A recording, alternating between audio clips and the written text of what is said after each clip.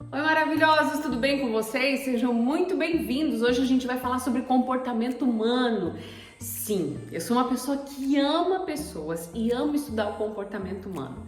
E se tem uma coisa que me fascina é ver como as pessoas são diferentes, mas ao mesmo tempo parecidas. Saber que cada um de nós é único, mas sempre tem alguma coisa que a gente se encontra na outra pessoa.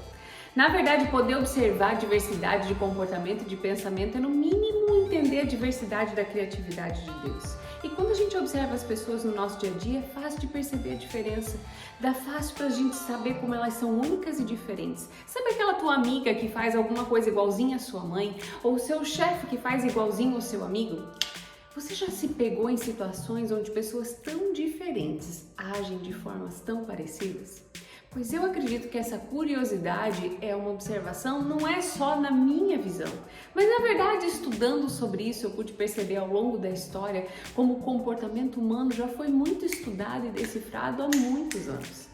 As diferenças de comportamento, elas são atribuídas aos mais diversos fatores, como os povos, por exemplo, gregos, persas, hindus, árabes, eles sempre estudaram os seus comportamentos. Um grande exemplo disso é a teoria de humores de Empédocles. Ele sugeriu que os comportamentos tivessem alguma associação com os elementos da Terra. Por exemplo, terra é o tipo de pessoa que é constante, que é sempre a mesma, até um pouco cabeça dura, sabe? Já o fogo é um elemento de combustível, a pessoa intensa, rápida, inquieta, às vezes até um pouco nervosa. Já os elementos como a água são pessoas tipo sentimental, sensível, carinhosa, às vezes até um pouco melindrosa, sabe? E os elementos voláteis como o ar, por exemplo, é aquela pessoa lógica, racional, inteligente, às vezes até mesmo arrogante.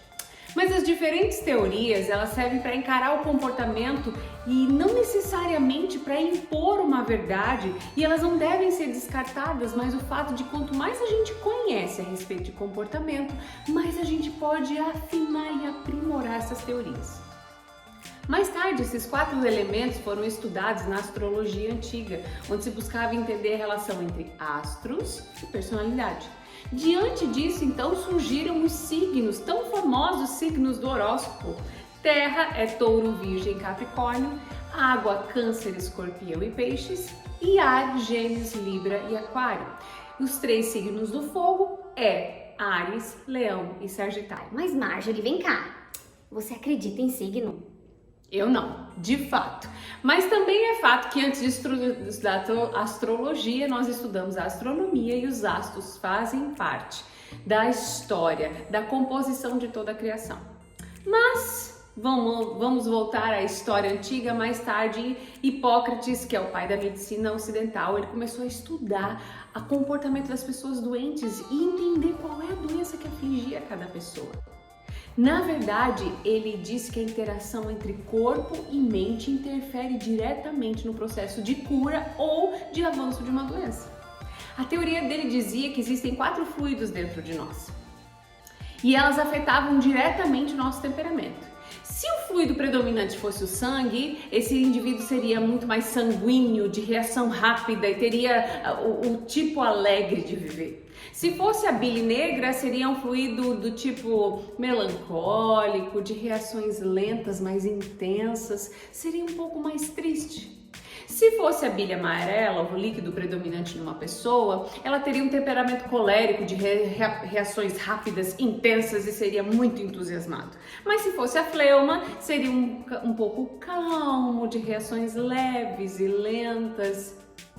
E essa teoria perdurou por muito tempo, até que mais tarde, em 1928, William Moulton Marston, doutor de psicologia em Harvard, ele vai estudar as obras das pessoas, a emoção das pessoas normais.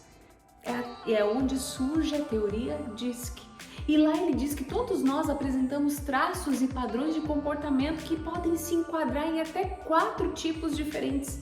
Um tipo que se enquadra no acróstico DISC, onde o D é de dominância, o I de influência, o S de steadiness, ou seja, estabilidade, e o C de conformidade. E nesse mesmo período, um outro cara incrível chamado Carl Gustav Jung, ele desenvolveu uma outra teoria que falava dos tipos psicológicos, ou seja, pessoas interagem de forma interna e externa. Essas 2 interações entre o mundo interno e o mundo externo. além de outras funções como sensação, intuição, sentimento e pensamento. Então esses dois caras surgiram querendo realmente entender um pouco mais e chegando a várias conclusões que inclusive são utilizadas até hoje no mundo corporativo. Se você nunca fez um teste ou uma devolutiva de perfil comportamental, você está perdendo a oportunidade de conhecer um pouco mais de si e, obviamente, de conhecer um pouco mais do outro. Tudo que se vê hoje a respeito de assessments, a respeito de teorias, a respeito de testes, tudo isso tem uma fundamentação teórica muito grande e, sem sombra de dúvida, uma assertividade inquestionável. E aí, você curtiu saber um pouco mais sobre comportamento ao longo da história? Pois então fica aqui me acompanhando, que aqui você sempre vai receber grandes conteúdos a respeito de comportamento humano. Até a próxima!